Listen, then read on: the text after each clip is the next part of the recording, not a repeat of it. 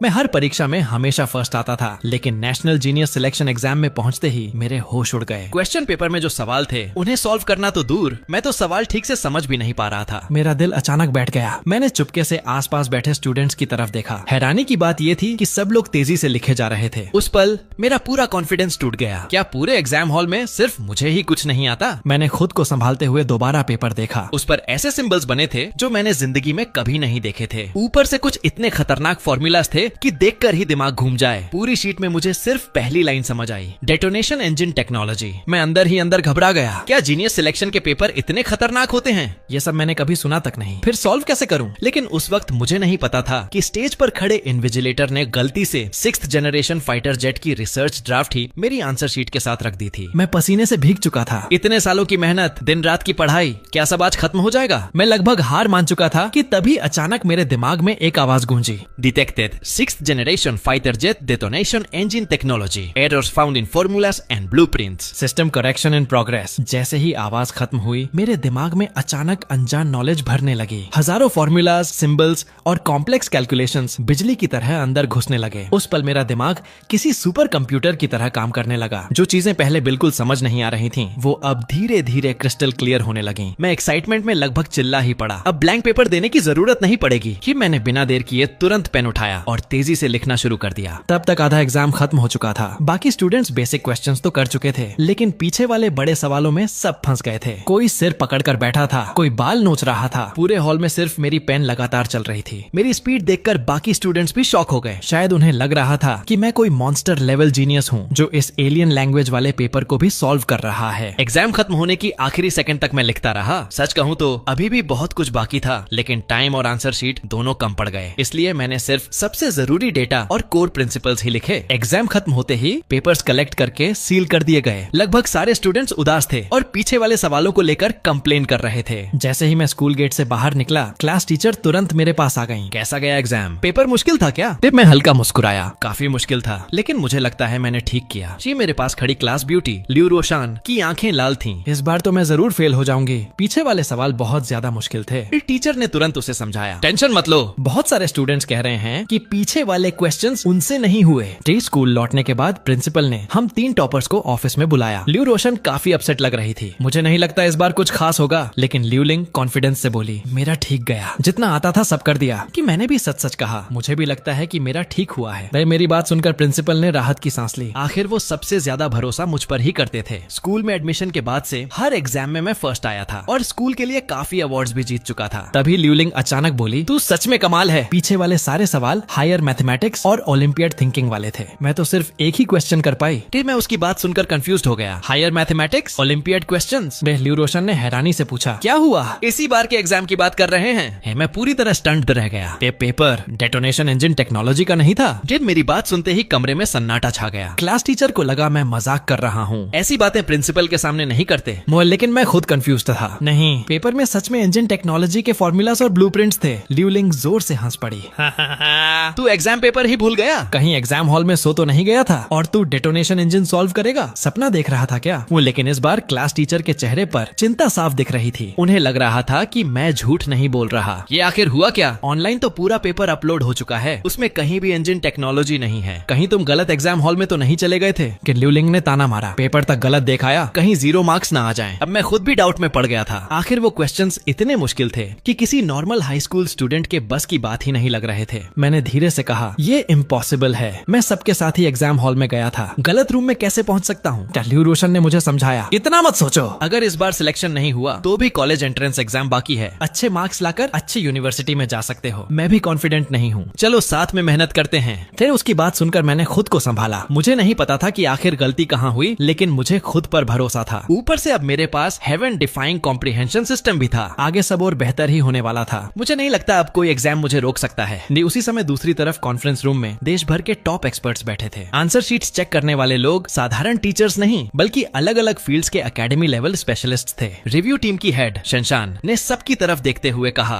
हमें तुरंत बड़ी संख्या में टैलेंटेड स्टूडेंट्स की जरूरत है, खासकर एरोस्पेस फील्ड में। इसलिए सभी लोग पेपर्स ध्यान से चेक करें। लेकिन इस बार हर हाल में सबसे टैलेंटेड स्टूडेंट्स को चुनना होगा। तो शशान की बात सुनकर सभी एक्सपर्ट्स ने सिर हिलाया और आंसर शीट्स चेक करना शुरू कर दिया। तभी अचानक एक एक्सपर्ट हैरानी से बोला, ये आंसर शीट क्या है? भी उसके चेहरे पर साफ कंफ्यूजन था। इस पेपर के क्वेश्चंस बाकी शीट से बिल्कुल अलग हैं, लेकिन अजीब बात यह है कि इसमें आंसर्स पूरे भरे हुए हैं। दे उसकी बात सुनते ही बाकी लोग भी वहाँ इकट्ठा हो गए। कॉन्फ्रेंस रूम में बैठे लोग कोई आम टीचर्स नहीं बल्कि एकेडमी लेवल एक्सपर्ट्स थे, लेकिन फिर भी उस शीट पर लिखी चीजें देखकर कई लोगों को समझ नहीं आ रहा था। डेटोनेशन इंजन टेक्नोलॉजी ये आखिर कहाँ से आ गया? माहौल अचानक भारी हो गया। सबकी नजरें एक साथ शेनशान पर जाकर टिक गईं। शेनशान ने अपना पेपर नीचे रखा और जल्दी से वहाँ पहुंची। क्या हुआ? फेक एक्सपर्ट ने तुरंत कहा, डीन लगता है ये गलत पेपर चला गया। लेकिन अजीब बात यह है कि स्टूडेंट ने पूरा सॉल्व भी किया है। शेनशान के दिल की धड़कन तेज हो गई। इतनी बड़ी नेशनल लेवल एग्जाम में ऐसी गलती होना मामूली बात नहीं थी। उसने जल्दी से आंसर शीट उठाई, लेकिन अगले ही पल उसकी आंखें फैल गईं।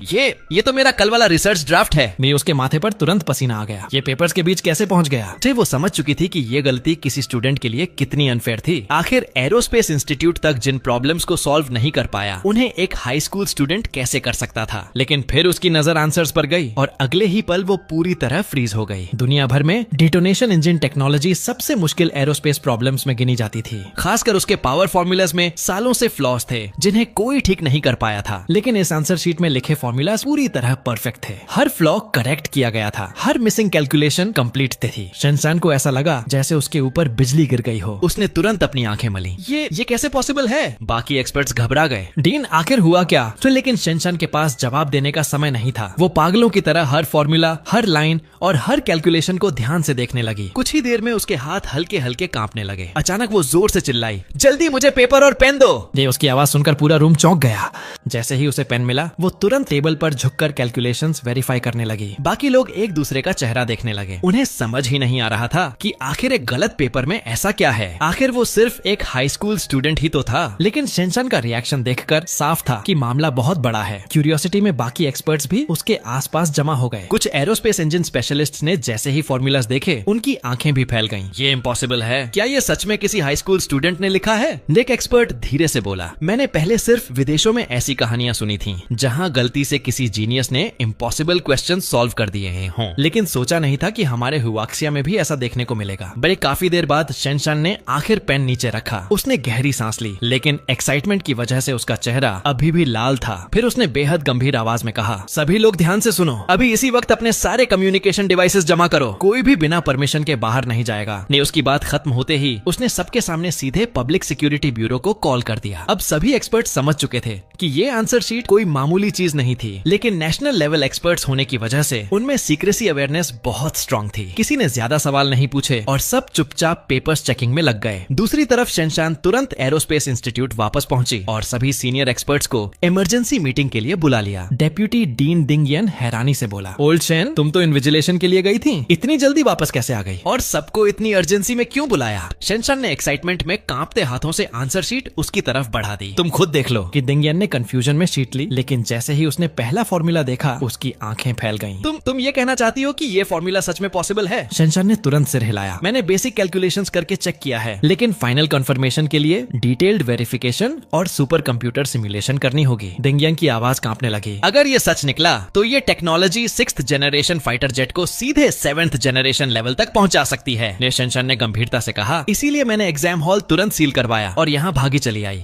डिंगियन एक्साइटमेंट में लगभग कांपने लगा। फिर देर किस बात की, तुरंत शुरू करो। शेनशान तुरंत बाकी एक्सपर्ट्स की तरफ मुड़ी कि एरोस्पेस इंस्टीट्यूट अब फर्स्ट लेवल कॉन्फिडेंशियल स्टेट में जाएगा। पूरे इंस्टीट्यूट का सिग्नल ब्लॉक किया जाएगा। बाहर की दुनिया से होने वाला हर कॉन्टैक्ट सिक्योरिटी मॉनिटरिंग में होगा। एक्सपर्ट्स अब भी इस शॉक से बाहर भी नहीं आए थे कि उन्हें तुरंत अलग अलग टास्क दे दिए गए। पूरा इंस्टीट्यूट युद्ध जैसी स्पीड में काम करने लगा। रात के 12 बज गए, लेकिन किसी ने एक पल भी आराम नहीं किया। सभी लोगों में अजीब सा एक्साइटमेंट था। कुछ देर बाद एक एक्सपर्ट भागते हुए आया। रिपोर्ट, सारे फॉर्मूला सही हैं। यहाँ दूसरा एक्सपर्ट बोला, सभी कैलकुलेशंस परफेक्टली मैच कर रही हैं। शेनशान एक्साइटमेंट में जोर से टेबल पर हाथ मारकर खड़ी हो गई। जल्दी सुपर कंप्यूटर सिमुलेशन शुरू करो, मुझे देखना है कि ये डेटोनेशन इंजन आखिर कितना पावरफुल है। तो जल्द ही सिमुलेशन रिजल्ट सामने आ गए। Aircraft strength 35% increase, total weight 16% air decrease, aerodynamic stealth coefficient 7% improve. Results देखते ही शेनशान और डिंगियन एक दूसरे को शॉक में देखने लगे। ह्यूआक्सिया की 6th generation fighter jet technology पहले ही काफी मैच्योर थी। सिर्फ इंजन टेक्नोलॉजी बिगेस्ट बॉटलनेक बनी हुई थी। ऐसी सिचुएशन में परफॉर्मेंस का 8% बढ़ना भी बहुत बड़ी बात माना जाता था, लेकिन इस डेटा के इस्तेमाल के बाद परफॉर्मेंस सीधे डबल डिजिट तक बढ़ गई थी। डिंगियन ने कांपती आवाज में कहा, अगर ये रिजल्ट्स सुपर कंप्यूटर से वेरीफाई ना हुए होते तो मैं कभी यकीन नहीं करता कि ये सब किसी हाई स्कूल स्टूडेंट ने बनाया है। जिम शेंशन की धड़कन तेजी से बढ़ रही थी। आखिर उसका दिमाग बना कैसे है? क्या दुनिया में सच में ऐसे मॉन्स्टर्स एग्जिस्ट करते हैं? कि सबसे डराने वाली बात ये थी कि ये टेक्नोलॉजी किसी नॉर्मल स्टूडेंट की पहुंच से बहुत बाहर थी, लेकिन सच उनकी आंखों के सामने था। तभी डिंग यान का चेहरा अचानक गंभीर हो गया। ऐसे टैलेंट की इन्फॉर्मेशन तुरंत कंट्री को रिपोर्ट करनी होगी और हर हाल में उस स्टूडेंट को प्रोटेक्शन देनी होगी। उसी समय दूसरी तरफ मैं अभी भी अपने फ्यूचर को लेकर सोच रहा था। वैसे भी आगे कॉलेज एंट्रेंस एग्जाम बाकी है, मेरे मार्क्स से टॉप यूनिवर्सिटीज में एडमिशन मिलना मुश्किल नहीं होगा। ऊपर से अब मेरे पास हेवन डिफाइंग कॉम्प्रिहेंशन सिस्टम भी है। अब मेरा लक्ष्य सिर्फ चिंगबे यूनिवर्सिटी में एडमिशन लेना नहीं था, बल्कि पूरे देश का टॉप स्कोरर बनना था, वो भी फुल मार्क्स के साथ। जी अपना माइंडसेट ठीक करने के बाद मैं पूरी तरह एग्जाम प्रिपरेशन में जुट गया। देखते ही देखते जीनियस क्लास के रिजल्ट्स घोषित होने का दिन आ गया। पूरे स्कूल की नजरें लियू रोशान, लियू लिंग और मुझ पर टिकी हुई थी। तभी क्लास टीचर मेरे पास आई। उन्होंने मुझे अजीब नजरों से देखा और बोली, स्कूल मैनेजमेंट के फैसले के मुताबिक तुम्हारी स्कॉलरशिप कैंसिल की जाती है। उनकी बात सुनकर मैं स्टन्ड रह गया। मुझे बिल्कुल उम्मीद नहीं थी कि स्कूल अचानक ऐसा फैसला ले लेगा। लियू रोशन तुरंत गुस्से में बोली, क्यों? पास खड़ी लियू लिंग के चेहरे पर घमंडी मुस्कान थी। असल में स्कॉलरशिप कैंसिल करवाने के पीछे उसी का हाथ था। उसने ठंडी हंसी के साथ कहा, क्यों? जो इंसान एग्जाम पेपर तक पहचान नहीं पाया, उसे स्कॉलरशिप लेने का कोई हक नहीं। लियू रोशन तुरंत समझ गई। लियू लिंग, ये सब तुमने किया है ना? लियू लिंग ने घमंड से जवाब दिया, हाँ मैंने ही किया है। अब क्या कर लोगी? लियू रोशन गुस्से से कांपने लगी और सीधे प्रिंसिपल के ऑफिस की तरफ जाने लगी, लेकिन मैंने उसका हाथ पकड़ लिया। छोड़ो, स्कॉलरशिप गई तो गई, मुझे फर्क नहीं पड़ता। सिर्फ मैं सच कह रहा था। इतने सालों से मैं हर एग्जाम में फर्स्ट आता रहा था। स्कॉलरशिप मेरे लिए कोई नई बात नहीं थी। एक स्कॉलरशिप कम हो जाने से मेरी जिंदगी नहीं बदलने वाली थी। तभी अचानक किसी स्टूडेंट ने जोर से चिल्लाया, जल्दी देखो, जीनियस क्लास का रिजल्ट आ गया। ये अगले ही पल भीड़ते नोटिस बोर्ड की तरफ भागी। लियू रोशन सेलेक्ट हो गई। वाह, जैसा एक्सपेक्टेड था, लियू लिंग भी लिस्ट में है। आखिर स्कूल की थर्ड रैंकर जो है। लेकिन फिर किसी ने हैरानी से कहा, अरे उसका नाम कहाँ है? किसका? उसी का जो हमेशा फर्स्ट आता था। ढूंढने की जरूरत नहीं, सुना नहीं? उसने एग्जाम पेपर ही गलत कर दिया था। उसका सिलेक्शन कैसे होता? आसपास खड़े कई स्टूडेंट्स ने अफसोस जताया। किसी को उम्मीद नहीं थी कि स्कूल का सबसे प्रॉमिसिंग स्टूडेंट ही सिलेक्ट नहीं होगा। हालांकि मुझे पहले से रिजल्ट का अंदाजा था, लेकिन दिल में दर्द फिर भी हो रहा था। आखिर गलती मेरी नहीं थी, पेपर ही गलत दिया गया था। लेकिन किसी ने मुझे दोबारा मौका देने की जरूरत नहीं समझी। मैं अब तक समझ नहीं पा रहा था कि इतनी इंपॉर्टेंट नेशनल एग्जाम में इतनी घटिया गलती आखिर हुई कैसे। तभी अचानक माहौल बदल गया। अलग अलग यूनिवर्सिटीज के एडमिशन ऑफिसर्स स्कूल पहुंच चुके थे। उनके लिए जीनियस क्लास में फेल हुए स्टूडेंट्स भी ट्रेजर से कम नहीं थे। आखिर नेशनल लेवल एग्जाम में बैठने वाले स्टूडेंट्स कोई मामूली लोग नहीं होते। इसलिए सिलेक्शन ना होने के बावजूद मैं अब भी टॉप यूनिवर्सिटीज की नजर में था। एक टीचर तुरंत मेरे पास आया, स्टूडेंट, क्या तुम डोंगफू यूनिवर्सिटी ज्वाइन करना चाहोगे? डायरेक्ट एडमिशन मिलेगा, एंट्रेंस एग्जाम देने की जरूरत नहीं, फुल स्कॉलरशिप भी मिलेगी। तभी दूसरा टीचर बीच में कूद पड़ा, डोंगफू यूनिवर्सिटी कैसी? हमारे चिंगबे यूनिवर्सिटी से बेहतर कोई नहीं, हम हुआक्सिया की नंबर 1 यूनिवर्सिटी हैं। तीसरा टीचर बोला, नेशनल डिफेंस यूनिवर्सिटी ज्वाइन करो, देश के लिए काम करने से बड़ा सम्मान कुछ नहीं। जो देखते ही देखते सारे एडमिशन ऑफिसर्स मेरे आसपास जमा हो गए। हर कोई मुझे सबसे बेहतर ऑफर देने की कोशिश कर रहा था। ये देखकर लियू रोशन दिल से खुश थी, लेकिन दूसरी तरफ लियू लिंग झलकर पागल हो रही थी। तभी वो अचानक जोर से बोली, सभी एडमिशन टीचर्स से मेरी रिक्वेस्ट है कि इसे एडमिट करने से पहले अच्छी तरह जांच कर लें। सबकी नजरें उसकी तरफ मुड़ गईं। वो आगे बोली, इसकी ओवरऑल स्कोर लिस्ट में दिखाई ही नहीं दे रही, यानी इसका एग्जाम स्कोर 0 है। कौन जानता है कि इसके पिछले एग्जाम्स के मार्क्स भी असली थे या नहीं। मैं उसकी बात सुनते ही एडमिशन ऑफिसर्स के चेहरे गंभीर हो गए। अगर चीटिंग का शक है तो मामला सीरियस है। इस बार 0 मार्क्स भी आए हैं। हमें पहले डिटेल्ड इन्वेस्टिगेशन करनी पड़ेगी। कुछ देर पहले जो लोग मुझे लेने के लिए लड़ रहे थे, अब सब पीछे हटने लगे। लियू लिंग ने मुझे देखकर घमंडी मुस्कान दी, लेकिन मेरे दिल में जरा भी घबराहट नहीं थी। चाहे सिस्टम ना भी मिलता, तब भी मुझे खुद पर भरोसा था कि मैं कॉलेज एंट्रेंस एग्जाम में खुद को साबित कर सकता हूँ। और अब तो मेरे पास हेवन डिफाइंग कॉम्प्रिहेंशन सिस्टम था। मेरे लिए जिंदगी लिटरली चीट मोड बन चुकी थी। लियू लिंग जैसी छोटी हरकतें अब मुझे बिल्कुल प्रभावित नहीं कर सकती थी। उसी समय दूसरी तरफ एरोस्पेस इंस्टीट्यूट में सारे एक्सपर्ट्स कई रातों से बिना सोए काम कर रहे थे। सबकी आंखें लाल हो चुकी थी। आखिर वो आखिरी मोमेंट आ ही गया। पूरा रूम सांस रोककर फाइनल रिजल्ट्स का इंतजार कर रहा था। तभी कंप्यूटर से नोटिफिकेशन साउंड आई। फाइनल सिमुलेशन कंप्लीट हो चुका था। 5000 आवर्स। रिजल्ट सुनते ही पूरे रूम में सन्नाटा छा गया। हर एक्सपर्ट शॉक में अपनी आंखें मलने लगा। किसी को यकीन ही नहीं हो रहा था। डिंग यान कांपती आवाज में बोला, ओल्ड शेन, मैं सपना तो नहीं देख रहा? इतनी टेरिफाइंग स्पीड सच में पॉसिबल है? शेन ने गहरी सांस ली। शायद डेटा गलत नहीं है। जब तक कंप्यूटर में कोई प्रॉब्लम ना हो। ये तभी टेक्निकल स्टाफ जोर से बोला, रिपोर्ट, सुपर कंप्यूटर पूरी तरह नॉर्मल है, सारे कैलकुलेशंस एक्यूरेट हैं। शेन एक्साइटमेंट में हवा में मुक्का मारते हुए चिल्लाई, अगर हम इस फाइटर जेट को सच में बना पाए तो हुआक्सिया एयरफोर्स पूरी दुनिया में अनबीटेबल हो जाएगी। डिंग यान भी एक्साइटमेंट में हंस पड़ा। अगर ब्यूटीफुल कंट्री फिर साउथ सी असली में प्रोवोकेशंस करेगा तो इस बार हम उन्हें हुआक्सिया एयरफोर्स की असली ताकत दिखाएंगे। दूसरा एक्सपर्ट हंसते हुए बोला, ये सिर्फ दुश्मनों को भगाने की बात नहीं होगी, उन्हें घुटनों पर लाकर सरेंडर करवाएंगे। कोई और बोला, इतनी टेरिफाइंग स्पीड से अगर ये फाइटर जेट ब्यूटीफुल कंट्री के ऊपर उड़ जाए तो शायद वो लोग इसे एलियन स्पेसशिप समझ लें। लेकिन तभी टेक्निकल डिपार्टमेंट ने नई रिपोर्ट दी, करंट एयरक्राफ्ट मटेरियल्स इस इंजन की परफॉर्मेंस सहन नहीं कर पाएंगे। एग्जिस्टिंग फाइटर जेट स्ट्रक्चर इतनी स्पीड हैंडल नहीं कर सकता। ये सुनकर कमरे का उत्साह थोड़ा कम हो गया, लेकिन शिनचान पहले से इसके लिए मेंटली प्रिपेयर्ड थी। इतनी इंसेन स्पीड पर आज की कोई भी मटेरियल टेक्नोलॉजी सर्वाइव नहीं कर सकती थी। दिंग यन ने अफसोस से कहा, काश हमारे पास इससे बेहतर मेटल मटेरियल्स होते तो ये फाइटर जेट सच में 7th जनरेशन स्टैंडर्ड तक पहुंच जाता। लेकिन शिनचान की आंखों में अलग ही चमक थी। मुझे नहीं पता वो हाई स्कूल स्टूडेंट आखिर इतना एडवांस्ड इंजन कैसे बना पाया, लेकिन अगर वो ये टेक्नोलॉजी डिजाइन कर सकता है तो शायद मटेरियल प्रॉब्लम भी सॉल्व कर सकता है। उसकी आवाज अचानक बेहद गंभीर हो गई। किसी भी कीमत पर हमें उस स्टूडेंट को अपने साथ जोड़ना होगा। तभी डिंग यन ने अचानक टाइम देखा और जोर से अपना माथा पीट लिया। धत्त तेरे की, हम टेस्टिंग में इतने बिजी हो गए कि भूल ही गए आज तो जीनियस क्लास रिजल्ट्स का दिन है।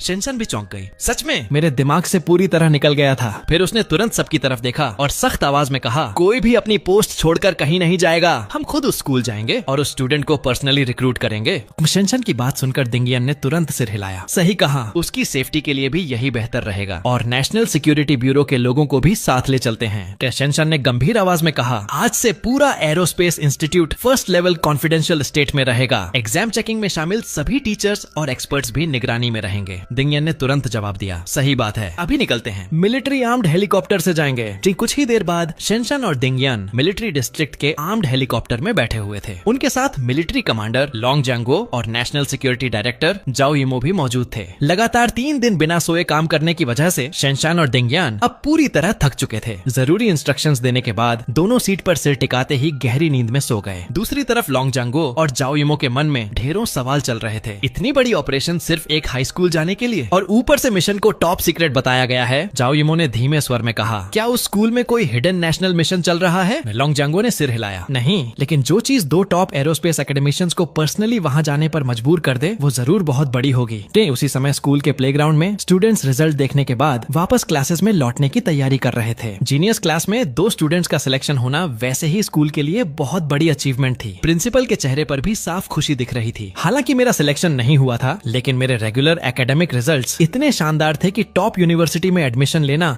लगभग तय माना जा रहा था। प्रिंसिपल ने स्टूडेंट्स को संबोधित करते हुए कहा, ठीक है, सब लोग अब क्लास में वापस जाओ। इसे मोटिवेशन की तरह लो और फ्यूचर एग्जाम्स के लिए और मेहनत करो। तभी अचानक बाहर से तेज सायरन की आवाज गूंज उठी। अगले ही पल लाउडस्पीकर पर अनाउंसमेंट हुआ, सभी लोग तुरंत प्लेग्राउंड खाली करें, यहाँ हेलीकॉप्टर लैंडिंग होने वाली है। पूरा स्कूल एक पल के लिए फ्रीज हो गया। प्रिंसिपल घबराकर तुरंत बाहर भागे और पुलिस ऑफिसर से पूछने लगे, ये स्कूल है, यहाँ हेलीकॉप्टर क्यों उतर रहा है? उन सामने खड़े ऑफिसर ने सिर हिलाया। सच कहूँ तो हमें भी पूरी जानकारी नहीं है, ये डायरेक्ट अपर लेवल ऑर्डर है, जल्दी सब खाली करवाइए, लगता है यहाँ कोई बहुत बड़ा मामला होने वाला है। सिटी पब्लिक सिक्योरिटी ब्यूरो के चीफ को जैसे ही आदेश मिला वो भी भारी पुलिस फोर्स लेकर स्कूल पहुंच गया। ये सिर्फ एक हाई स्कूल है, यहाँ एंटी टेरर ऑपरेशन जैसा माहौल क्यों बना दिया? लेकिन इतने बड़े सिक्योरिटी अरेंजमेंट को देखकर साफ था कि मामला मामूली नहीं है। स्टूडेंट्स भी क्यूरियोसिटी से पागल हो रहे थे। क्या हुआ? कहीं कोई टेररिस्ट तो नहीं छुपा? इतनी पुलिस और आर्म्ड हेलीकॉप्टर आखिर क्यों आए हैं? कुछ ही देर बाद एक मिलिट्री आर्म्ड हेलीकॉप्टर जोरदार हवा पैदा करता हुआ स्कूल प्लेग्राउंड पर उतरने लगा। पूरा स्कूल शॉक में खड़ा रह गया। हे भगवान, आर्म्ड हेलीकॉप्टर? ये स्कूल है या मिलिट्री बेस? ये आखिर कौन सा क्रिमिनल यहाँ छुपा है? हेलीकॉप्टर धीरे धीरे नीचे उतरा। जोरदार वाइब्रेशन से शिनचान और दिंग यन की आंख खुल गई। शिनचान ने उठते ही कहा, क्या हम पहुंच गए? दूसरी तरफ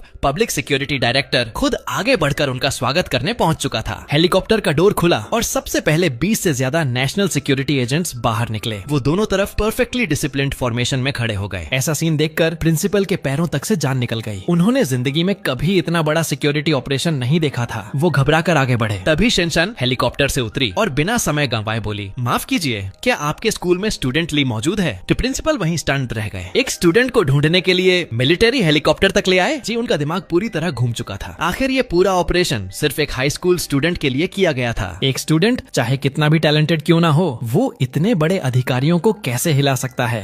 प्रिंसिपल के दिमाग में अचानक एक डरावना ख्याल आया, कहीं सिलेक्शन ना होने की वजह से इसने सोसाइटी से बदला लेने जैसा कुछ तो नहीं कर दिया ना? ये सोचते ही उनकी रीढ़ से तक ठंडी पड़ गई। आखिर ऐसा क्या हुआ होगा कि military helicopter, national security bureau और इतने बड़े ऑफिशियल्स खुद स्कूल तक आ पहुंचे? अगर सच में कोई बड़ा मामला निकला तो उनकी प्रिंसिपल वाली नौकरी भी खत्म समझो। तभी शिनचान ने दोबारा पूछा, स्टूडेंट ली आखिर कहाँ है? चिन प्रिंसिपल हड़बड़ा कर बोले, हाँ वो स्कूल में ही है। अच्छा है, तुरंत उसे यहाँ बुलाइए। कि प्रिंसिपल का दिल पूरी तरह बैठ चुका था, लेकिन इतनी बड़ी हस्तियों के सामने वो देर करने की हिम्मत नहीं कर पाए। उन्होंने तुरंत क्लास टीचर को फोन करके मुझे बुलाने को कहा। दूसरी तरफ ये खबर फैलते ही ल्यूलिंग खुशी से पागल हो रही थी। इतने सारे लोग तुम्हें पकड़ने आए हैं, इस बार तो या तो उम्र कैद होगी या सीधा गोली। लेकिन ल्यू रोशन का चेहरा चिंता से भर गया। उसने कसकर मेरा हाथ पकड़ लिया। उसकी आंखों में साफ डर था। मुझे लगभग समझ आ चुका था कि मामला क्या है। शायद मेरे आंसर शीट ने ऊपर तक हलचल मचा दी थी, लेकिन मेरे लिए ये बुरी बात नहीं थी, इसलिए मैं बिल्कुल शांत था। मैंने हल्के से ल्यू रोशन का हाथ थपथपाया और मुस्कुरा कर कहा, चिंता मत करो, मुझे कुछ नहीं होगा। जैसे ही मैं प्लेग्राउंड में पहुंचा, शिनचान और दिंगयान दोनों लगभग दौड़ते हुए मेरे सामने आ गए। वो मुझे ऐसे देख रहे थे जैसे कोई अनमोल खजाना मिल गया हो। शिनचान ने बिना समय गंवाए पूछा,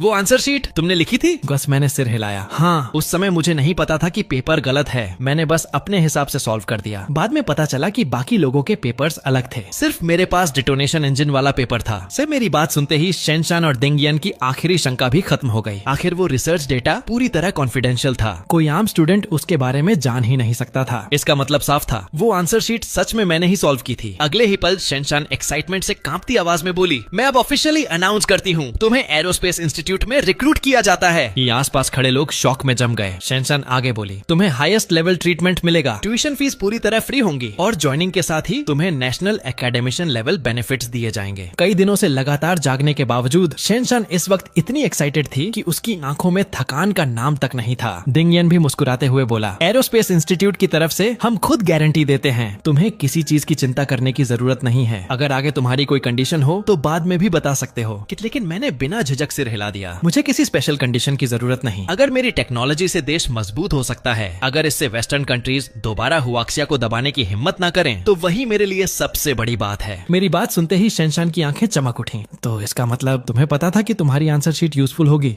मैंने हल्की मुस्कान के साथ कहा, बिल्कुल, और अगर जरूरत हो तो मैं आगे भी रिसर्च कंटिन्यू कर सकता हूँ। मेरा सपना हमेशा से यही रहा है। शिनचान मुझे देखकर अंदर तक हिल गई। आखिर कौन सा हाई स्कूल स्टूडेंट ऐसा होता है जिसे देश के सबसे टॉप एरोस्पेस इंस्टीट्यूट में डायरेक्ट रिक्रूटमेंट मिले और वो फिर भी इतना काम रहे? कोई और स्टूडेंट होता तो खुशी में बेहोश हो जाता, लेकिन मैं शुरुआत से आखिर तक शांत था। इससे सिर्फ एक बात साबित होती थी, मुझे अपनी एबिलिटीज पर पूरा भरोसा था। आसपास खड़े टीचर्स, स्टूडेंट्स और पुलिस ऑफिसर्स पूरी तरह स्टंट थे। इतने बड़े मिलिट्री ऑपरेशन का कारण सिर्फ एक स्टूडेंट को रिक्रूट करना निकलेगा, ये किसी ने सपने में भी नहीं सोचा था। कई लोग अब भी समझ नहीं पा रहे थे कि आखिर डेटोनेशन इंजन टेक्नोलॉजी कितनी बड़ी चीज है, लेकिन एरोस्पेस फील्ड से जुड़े कुछ लोगों के चेहरे बदल चुके थे। वो जानते थे कि हुआक्सिया कई सालों से वेस्टर्न कंट्रीज के दबाव का सामना कर रहा था। देश की पूरी उम्मीद नेक्स्ट जनरेशन फाइटर जेट और डेटोनेशन इंजन टेक्नोलॉजी पर टिकी थी। अगर इसमें ब्रेक थ्रू मिल जाता तो हुआक्सिया दुनिया का पहला 6th जनरेशन फाइटर जेट बना सकता था, और शायद वेस्टर्न कंट्रीज फिर कभी आंख उठाकर देखने की हिम्मत न कर पाती। लेकिन ये टेक्नोलॉजी इतनी मुश्किल थी कि शिनचान की पूरी एक्सपर्ट टीम कई सालों से रिसर्च करने के बाद भी ज्यादा प्रोग्रेस नहीं कर पाई थी। और अब अचानक एक हाई स्कूल स्टूडेंट ने इम्पॉसिबल ब्रेक थ्रू कर दिया था। कई एक्सपर्ट्स के मन में सिर्फ एक ही ख्याल चल रहा था, क्या भगवान ने सच में हुआक्सिया को एक मॉन्स्टर लेवल जीनियस दे दिया है? शिनचान जितना मुझे देख रही थी उतनी ही ज्यादा सेटिस्फाइड हो रही थी। टैलेंट के साथ साथ मुझ में स्ट्रॉन्ग पेट्रियोटिज्म भी था। उसके लिए ये कॉम्बिनेशन किसी ट्रेजर से कम नहीं था। वो मुस्कुराकर प्रिंसिपल की तरफ मुड़ी। स्टूडेंट ली अब ऑफिशियली एरोस्पेस इंस्टीट्यूट का हिस्सा है, हम इसे अपने साथ ले जा रहे हैं, बाकी एडमिशन प्रोसीजर स्कूल संभाल ले। तभी दिंगयान हंसते हुए बोला, ओल्ड चेन, इतना अच्छा स्टूडेंट तुम अकेले नहीं ले सकती, मैं भी इसे अपना स्टूडेंट बनाऊंगा। ये फिर उसने मेरी तरफ देखकर पूछा, क्या तुम हम दोनों के डिसाइपल बनना चाहोगे? हम अपनी पूरी जिंदगी का नॉलेज तुम्हें सिखाएंगे। एरोस्पेस इंस्टीट्यूट में फिर कोई तुम्हें रोक नहीं पाएगा। जो उसकी बात सुनते ही आसपास खड़े लोग एक साथ सांस खींचकर रह गए। शिनचैन और दिंगयान जैसे लोग पूरे देश के टॉप साइंटिफिक लेजेंड्स माने जाते थे। उनके स्टूडेंट्स बनना ही करोड़ों लोगों का सपना था, लेकिन मैं एक साथ दोनों का डिसाइपल बनने जा रहा था। प्रिंसिपल को कई सेकंड्स बाद होश आया। वो तुरंत बोले, बिल्कुल, ये हमारे स्कूल के लिए बहुत बड़ा सम्मान है, बाकी प्रोसीजर्स हम तुरंत पूरे करवा देंगे। शिनचैन संतुष्ट होकर मेरी तरफ मुड़ी। चलो अब हमें निकलना चाहिए, हमारे पास तुमसे पूछने के लिए बहुत सारे सवाल हैं। देख मैं थोड़ा हिचकिचाया। अभी? लेकिन मैंने अपने पेरेंट्स को भी नहीं बताया, कम से कम घर पर बात तो कर लूं। मुझे सच में उम्मीद नहीं थी कि सब कुछ इतनी तेजी से होगा। आखिर अचानक मिलिट्री हेलीकॉप्टर में बैठकर जाना कोई छोटी बात नहीं थी। लेकिन शिनचैन ने गंभीर आवाज में कहा, तुम्हारी आइडेंटिटी अब बहुत सेंसिटिव हो चुकी है, तुम्हें हाईएस्ट लेवल प्रोटेक्शन की जरूरत है, और ये टेक्नोलॉजी देश के लिए बेहद जरूरी है। तुम्हारे फैमिली अरेंजमेंट्स गवर्नमेंट संभाल लेगी, तुम्हें चिंता करने की जरूरत नहीं। मैंने कुछ पल सोचा, फिर धीरे से सिर हिला दिया। ठीक है, मैं देश के अरेंजमेंट को एक्सेप्ट करता हूँ। मैं आर्म्ड हेलीकॉप्टर की तरफ बढ़ ही रहा था कि तभी अचानक मुझे एक बेहद जरूरी बात याद आ गई। ओह हाँ, एक जरूरी बात। हेलीकॉप्टर में बैठने से पहले मुझे अचानक कुछ याद आया। मेरी एक क्लासमेट है, उसके ग्रेड्स भी हमेशा अच्छे रहे हैं। क्या उसे भी एरोस्पेस इंस्टीट्यूट में एडमिशन मिल सकता है? शनशान ने मेरी तरफ देखा। जीनियस क्लास और एरोस्पेस इंस्टीट्यूट की सिलेक्शन प्रोसेस बहुत स्ट्रिक्ट होती है। सिर्फ टैलेंटेड स्टूडेंट्स को ही टीचर्स चुनने का मौका मिलता है। फिर वो हल्का मुस्कुराई। लेकिन अगर तुम खुद रिकमेंड कर रहे हो तो हम उसे प्रायोरिटी इवैल्यूएशन दे सकते हैं। अगर वो मिनिमम स्टैंडर्ड्स पास कर गई तो एडमिशन मिल जाएगा, लेकिन अगर मार्क्स कम हुए तो हम रूल्स नहीं तोड़ सकते। ये प्रिंसिपल का मामला है।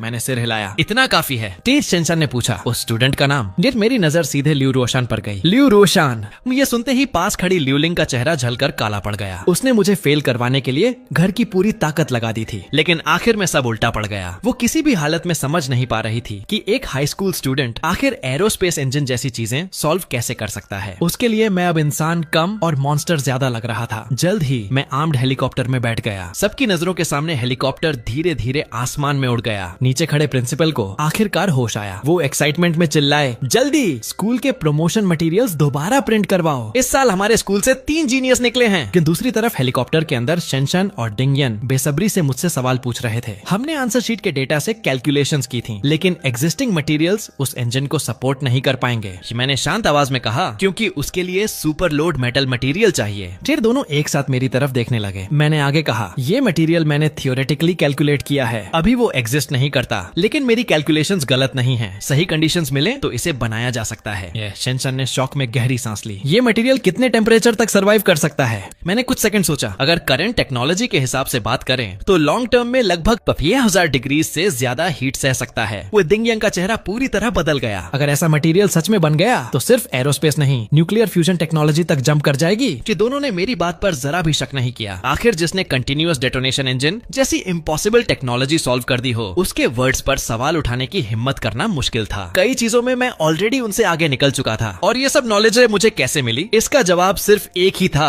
जीनियस। क्योंकि पूरी दुनिया में इस टेक्नोलॉजी को जानने वाला अकेला इंसान मैं था। शनशान एक्साइटमेंट में लगभग कांप रही थी। जितनी जल्दी हो सके एरोस्पेस इंस्टीट्यूट वापस चलते हैं। तुम्हारे लिए तुरंत पर्सनल लैबोरेटरी तैयार की जाएगी। तुम्हें जो भी चाहिए होगा वो बिना डिले के दिया जाएगा। फिर उसकी आंखों में चमक थी। अगर हम तुम्हारे बताए हुए इस मेटल को बना पाए तो वो देश के लिए अनइमेजिनेबल कंट्रीब्यूशन होगा। मैंने शांत स्वर में कहा, मैं पूरी कोशिश करूंगा। उसके बाद शनशान और डिंगयन ने मुझसे फाइटर जेट्स और एरोस्पेस टेक्नोलॉजी को लेकर ढेर सारे सवाल पूछे, लेकिन जितना वो पूछते गए उतना ही ज्यादा शॉक्ड होते गए। शॉक्ड होते गए, क्योंकि उन्हें धीरे धीरे एहसास हो रहा था कि मेरी नॉलेज उनकी एक्सपेक्टेशन से कहीं आगे थी। आखिर इतनी कम उम्र में कोई इंसान ऐसी टेक्नोलॉजी कैसे समझ सकता था जो फाइटर जेट्स को मार्च 10 से भी ज्यादा स्पीड तक पहुंचा दे। अब उन्हें पूरी तरह समझ आ चुका था कि मुझे इतने हाई लेवल सिक्योरिटी के साथ क्यों लाया गया। मेरे जैसे टैलेंट के लिए चाहे जितना बड़ा अरेंजमेंट किया जाए वो कम ही था। उसी समय दूसरी तरफ मेरे घर में एटमॉस्फेयर बिल्कुल उल्टा था। मॉम और डैड को स्कूल से फोन आ चुका था। उन्हें स्कॉलरशिप कैंसिल होने और जीनियस क्लास में मेरा सिलेक्शन न होने की खबर मिल गई थी। मॉम उदास होकर बोली, हमारा बेटा हमेशा इतने अच्छे मार्क्स लाता था, फिर इस बार ऐसा कैसे हो गया? भी उनके चेहरे पर साफ दुख था, लेकिन डैड उतने परेशान नहीं दिखे। उन्होंने धीरे से कहा, कोई बात नहीं, बच्चा हेल्थी और खुश रहे वही काफी है। तभी घर का दरवाजा खटखटाया गया। बाहर पूरा मोहल्ला जमा था। आज जीनियस क्लास के रिजल्ट्स आए हैं ना? तुम्हारा बेटा तो जरूर सिलेक्ट हुआ होगा। आज तो मिठाई खिलानी पड़ेगी। लेकिन मॉम का चेहरा और ज्यादा बुझ गया। इतने लोगों के सामने उन्हें और बुरा लग रहा था। वो दिखावा करने वालों में से नहीं थी। उन्होंने सीधे सच बता दिया, उसका सिलेक्शन नहीं हुआ।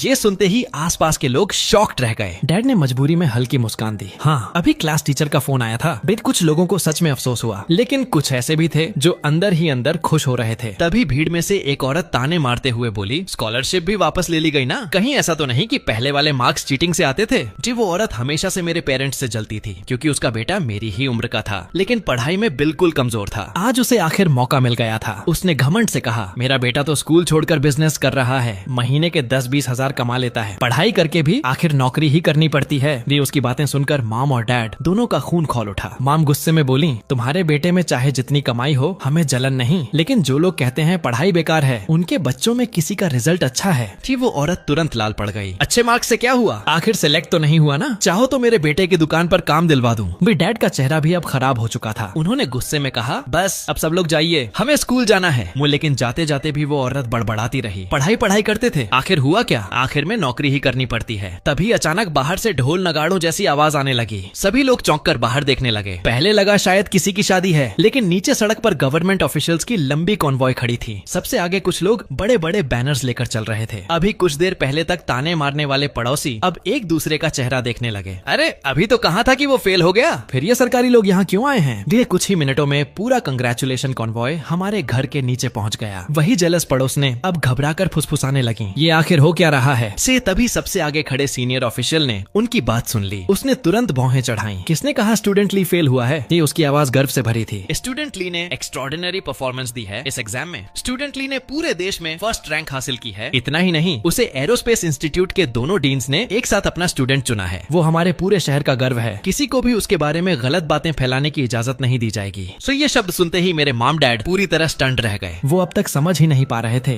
कि आखिर हो क्या रहा है। कुछ देर पहले स्कूल से फोन आया था कि मैं फेल हो गया हूँ, लेकिन अब अचानक पूरा गवर्नमेंट कॉन्वॉय घर के नीचे खड़ा था। प्रिंसिपल को डर था कि कहीं असली बात बाहर ना निकल जाए, इसलिए वो तुरंत बोले, पहले जो इन्फॉर्मेशन दी गई थी वो मिसअंडरस्टैंडिंग थी। आपके बेटे का रिजल्ट कॉन्फिडेंशियल रखा गया था क्योंकि उसका परफॉर्मेंस बहुत एक्स्ट्रॉर्डिनरी था। कि फिर उन्होंने मुस्कुराकर कहा, स्कूल मैनेजमेंट ने फैसला किया है कि आपके बेटे को 3 मिलियन युआन स्कॉलरशिप दी जाएगी। इसके अलावा सिटी गवर्नमेंट की तरफ से भी 10 मिलियन युआन रिवॉर्ड मिलेगा। कि अगले ही पल मेयर खुद आगे बढ़े और डैड से हाथ मिलाया। नमस्ते, मैं यू हुआचाओ हूँ। देश के लिए इतना शानदार टैलेंट तैयार करने के लिए आपका धन्यवाद। भी बगल में खड़े सेक्रेटरी ने तुरंत अवार्ड्स और चेक आगे बढ़ा दिए। मेयर ने खुद वो रिवॉर्ड्स मॉम डैड को दिए। दोनों के दिमाग पूरी तरह सुन्न हो चुके थे। वो बस मशीन की तरह अवार्ड्स पकड़कर खड़े रह गए। उन्हें तो ये तक याद नहीं रहा कि मेहमानों को घर के अंदर बुलाना है। दूसरी तरफ कुछ देर पहले ताने मारने वाले पड़ोसी अब चुपचाप मुंह लटकाकर वहाँ से खिसकने लगे। मेयर ने जाते जाते कहा, आपका बेटा अब एरोस्पेस इंस्टीट्यूट जा चुका है। उसकी सिक्योरिटी और फ्यूचर की पूरी जिम्मेदारी गवर्नमेंट की है। अगर घर में किसी भी चीज की जरूरत हो तो सीधे मुझे कांटेक्ट कर सकते हैं। भी थोड़ी देर बाद पूरा कॉन्वॉय वहाँ से चला गया, लेकिन मॉम डैड अब भी ड्रीम जैसी हालत में बैठे थे। उन्हें बिल्कुल अंदाजा नहीं था कि उसी समय कुछ मिस्टीरियस पीपल आसपास के खाली फ्लैट्स किराए पर लेकर उनकी सीक्रेटली प्रोटेक्शन शुरू कर चुके थे।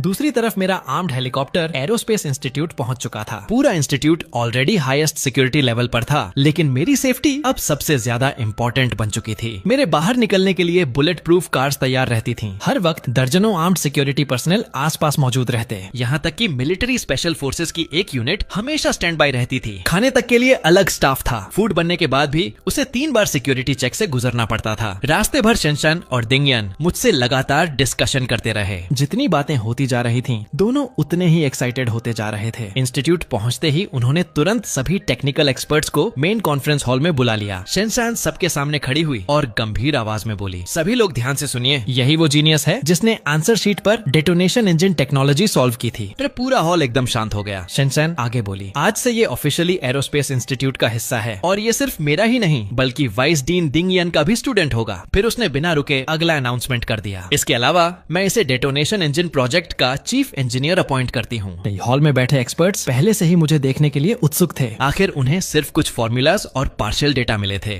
लेकिन सिर्फ उससे इंजन बनाना इम्पॉसिबल था। अभी भी काउंटलेस प्रॉब्लम्स बाकी थीं, इसलिए अब सभी की उम्मीदें मुझ पर टिकी हुई थीं। वो चाहते थे कि जितनी जल्दी हो सके डेटोनेशन इंजन को रियलिटी बनाया जाए। अगले ही पल पूरे हॉल में जोरदार तालियां गूंज उठी। मैं खुद भी अंदर से एक्साइटेड था। आखिर यही मेरा सपना था। हेवन डिफाइंग कॉम्प्रिहेंशन सिस्टम मिलने के बाद न सिर्फ मेरी ग्रोथ अनइमेजिनेबल हो चुकी थी, बल्कि अब मेरे पास फ्यूचर टेक्नोलॉजीज तक पहुंचती थी। लेकिन मुझे सबसे ज्यादा सरप्राइज इस बात का था कि शनशान ने चीफ इंजीनियर जैसी पोजीशन सीधे मुझे दे दी। मैंने तुरंत सभी एक्सपर्ट्स की तरफ झुककर सम्मान से कहा, नमस्ते एवरीवन, अब से हम सब साथ काम करेंगे। मेरा एक्सपीरियंस आप सब सीनियर से बहुत कम है, लेकिन मैं पूरी मेहनत करूंगा। तभी शनशान अचानक बोली, कंटिन्यूअस डेटोनेशन इंजन जब फुल एक्सेलरेशन पर जाएगा तो उसका थ्रस्ट बेहद टेरिफाइंग होगा। शायद कोई भी पायलट इतनी डेंजरस एक्सेलरेशन सह ना पाए। क्या इसका मतलब है कि फ्यूचर फाइटर्स सिर्फ रिमोट कंट्रोल से उड़ेंगे? मैंने हल्की मुस्कान के साथ जवाब दिया, नहीं, बस पायलट्स को anti thrust acceleration flight suit पहनाना होगा। वो शरीर पर पड़ने वाला प्रेशर लगभग कम कर देगा। कुछ मेरी बात सुनते ही शेनशान की आंखें फैल गईं। क्या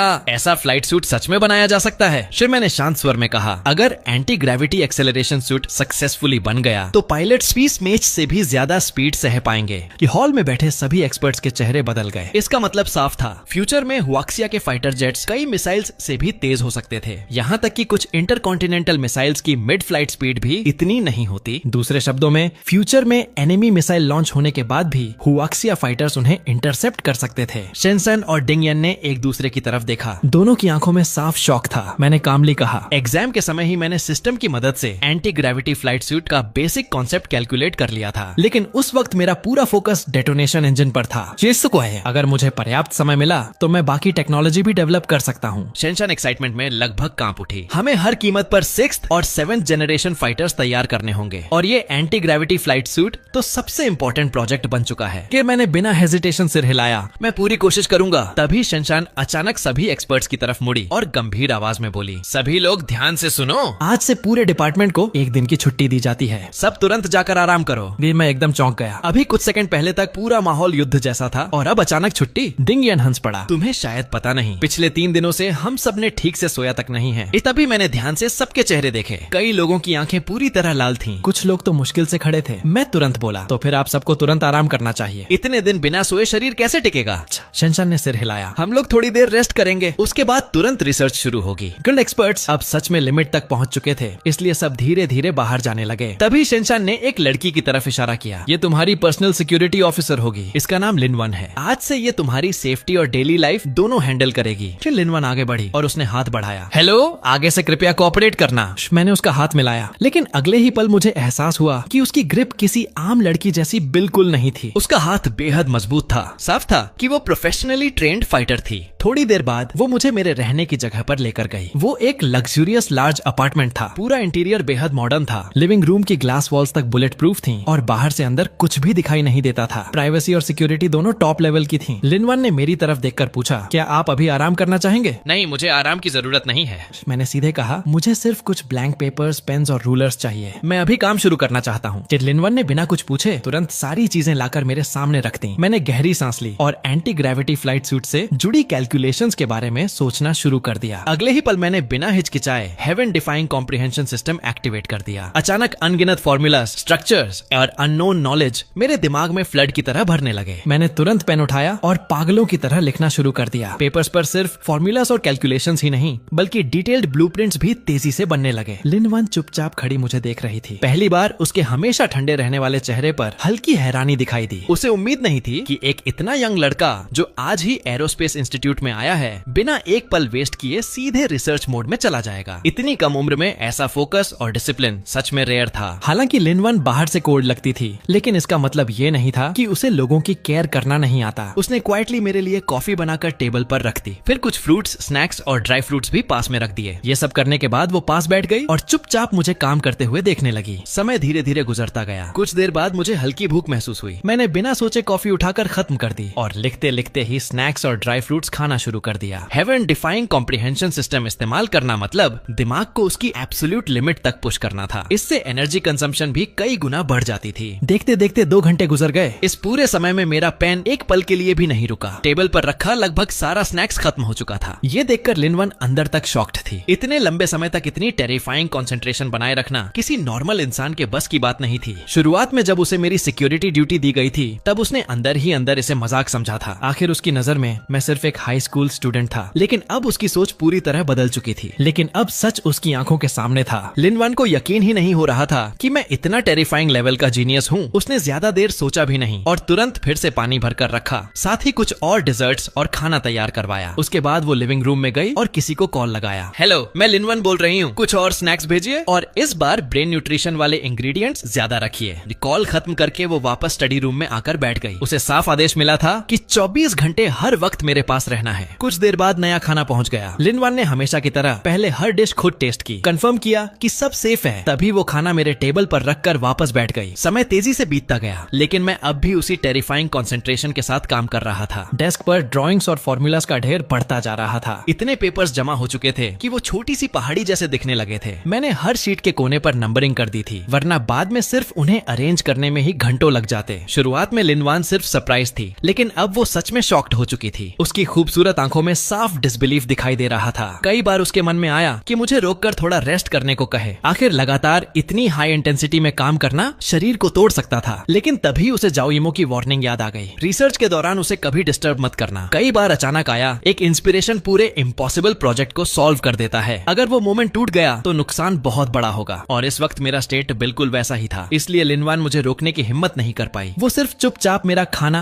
पानी और न्यूट्रिशन मैनेज करती रही। धीरे धीरे उसके मन में मेरे लिए रिस्पेक्ट बढ़ती जा रही थी। रात गहरी होती गई। पूरे कमरे में सिर्फ मेरी तेजी से चलती पेन की आवाज गूंज रही थी। मेरे दिमाग में नॉलेज लगातार फ्लड की तरह बढ़ता जा रहा था। अगर उसे तुरंत लिखना दूं तो ऐसा लगता जैसे सिर फट जाएगा। पूरी रात गुजर गई। सुबह होने तक मैं अकेला ही 10 से ज्यादा प्लेट्स खाना खत्म कर चुका था। ये देखकर लिनवन पूरी तरह स्पीचलेस थी। मैं दिखने में काफी स्लिम था, इसलिए उसके लिए ये समझना मुश्किल था कि इतना खाना आखिर जा कहाँ रहा है। उसके दिमाग में एक अजीब सवाल आया, क्या ये सिर्फ टॉप जीनियस ही नहीं बल्कि मॉन्स्टर एपिटाइट वाला इंसान भी है? कि आखिर सुबह 7 बजे जाकर मेरा पेन रुका। मैं थककर सीधे चेयर पर गिर पड़ा। पूरा शरीर सुन्न हो चुका था और मसल्स में तेज दर्द हो रहा था। दूसरी तरफ लिनवन भी रात में बीच बीच में थोड़ी देर आंखें बंद कर लेती थी ताकि अपनी एनर्जी मेंटेन रख सके। मेरी आवाज सुनकर उसकी आंख खुली और वो तुरंत उठकर मेरे पास आ गई। उसने हल्की नाराजगी में कहा, तुम काम करते वक्त अपनी जान की भी परवाह नहीं करते। लगातार बोलते बोलते उसने चेयर का मसाज मोड चालू किया और मेरे शोल्डर्स दबाने लगी। मैं ब्रेकफास्ट तैयार करवाती हूँ, उसके बाद तुम्हें तुरंत सोना होगा। उसकी आवाज में पहली बार जेन्युइन कंसर्न था। हालांकि हमें मिले अभी एक दिन भी पूरा नहीं हुआ था, लेकिन अब उसे पूरी तरह यकीन हो चुका था कि मैं सच में टॉप लेवल टैलेंट हूँ। दूसरी तरफ लगातार सिस्टम इस्तेमाल करने की वजह से मेरी मेंटल एनर्जी पूरी तरह खत्म हो चुकी थी। थकान समुद्र की लहर की तरह शरीर पर टूट पड़ी। मैंने धीरे से सिर हिलाया। नहीं, मुझे भूख नहीं है, बस बहुत नींद आ रही है। मैं थोड़ी देर सोता हूँ और तुम्हें भी रेस्ट करना चाहिए। तो इतना कहकर मैं लड़खड़ाते कदमों से बेडरूम तक गया। लिनवन मुझे देखकर हल्का मुस्कुराई। उसके लिए मैं एक साथ फनी भी था और टेरिफाइंग भी। लगता है सारे टॉप साइंटिस्ट सच में पागल होते हैं। दूसरी तरफ एरोस्पेस इंस्टीट्यूट के बाकी एक्सपर्ट्स एक दिन और एक रात आराम करने के बाद फाइनली वापस एनर्जी में आ चुके थे। अब ऑफिशियली डेटोनेशन इंजन और 6th जनरेशन फाइटर प्रोजेक्ट। सुबह होते ही सभी लोग टाइम पर अपनी पोस्ट्स पर पहुंच गए। हर किसी के चेहरे पर एक्साइटमेंट साफ दिखाई दे रही थी। खासकर शेनशान और डिंगयान तो इतने खुश थे कि लगता था नींद में भी मुस्कुरा रहे होंगे। लेकिन जब सब लोग कॉन्फ्रेंस रूम में पहुंचे तो उन्होंने देखा कि सिर्फ एक इंसान गायब था, मैं। शेनशान ने कहा, चलो पहले एग्जिस्टिंग डेटा पर काम शुरू करते हैं। Basic version of detonation engine में अब ज्यादा प्रॉब्लम्स नहीं बची हैं। इसके बाद उसने तुरंत हर डिपार्टमेंट को अलग अलग टास्क असाइन कर दिए। लेकिन धीरे धीरे सुबह दोपहर में बदल गई। लंच टाइम तक आ गया, फिर भी मैं कहीं दिखाई नहीं दिया। अब जाकर शेनशान और डिंगयान सच में परेशान होने लगे। कहीं उसकी तबीयत तो खराब नहीं हो गई? शेनशान ने चिंतित होकर कहा, चलो जाकर देखते हैं। ये लंच ब्रेक का फायदा उठाकर दोनों सीधे मेरे अपार्टमेंट की तरफ निकल गए। दूसरी तरफ लिनवन सुबह भर आराम करने के बाद अब काफी फ्रेश महसूस कर रही थी। तभी डोरबेल बजी। उसने जाकर दरवाजा खोला और सामने शेनशान और डिंगयान को देखकर तुरंत चौंक गई। डीन दिंग, शेनशान ने सीधे पूछा। वो अंदर है? लिनवन ने सिर हिलाया। जी। डिंगयान ने तुरंत पूछा, आज काम पर क्यों नहीं आया? सब ठीक तो है? शेनशान की आंखों में साफ चिंता दिखाई दे रही थी। लिनवन ने जल्दी से जवाब दिया, कुछ नहीं हुआ। वो कल से लगातार आज सुबह तक काम करता रहा। आखिर में पूरी तरह एग्जॉस्टेड होकर सो गया। अभी तक उठा नहीं है। दोनों एक दूसरे की तरफ देखने लगे। लेकिन अभी तो ऑफिशियली काम शुरू भी नहीं हुआ। फिर वो क्या रिसर्च कर रहा था? शेनशान ने कहा, चलो अंदर देखते हैं। कि तीनों स्टडी रूम में पहुंचे और अगले ही पल दोनों डीन्स वहीं जम गए। पूरे रूम में पेपर्स का पहाड़ लगा हुआ था। हर तरफ फॉर्मूलाज, ब्लूप्रिंट्स और कैलकुलेशंस फैले पड़े थे। शेनशान और डिंगयान की आंखें अविश्वास से फैल गईं। इतनी सारी ड्राइंग्स, ये सब उसने अकेले बनाया है? लिनवन ने धीरे से कहा, जी, मैं डिस्टर्ब नहीं करना चाहती थी, इसलिए कुछ नहीं बोली। अब दोनों बिल्कुल भी काम नहीं रह पाए। वो तुरंत आगे बढ़े और पेपर्स उठाकर तेजी से देखने लगे। शेनशान ने जैसे ही कुछ पेजेस देखे, उसकी आवाज एक्साइटमेंट से कांपने लगी। ये तो anti gravity acceleration flight suit है। डिंगयान के हाथ तक कांपने लगे। ये हद से ज्यादा अनबिलीवेबल है। दोनों समझ चुके थे कि ये कोई रैंडम कॉन्सेप्ट नहीं था। इसमें कंप्लीट डेटा,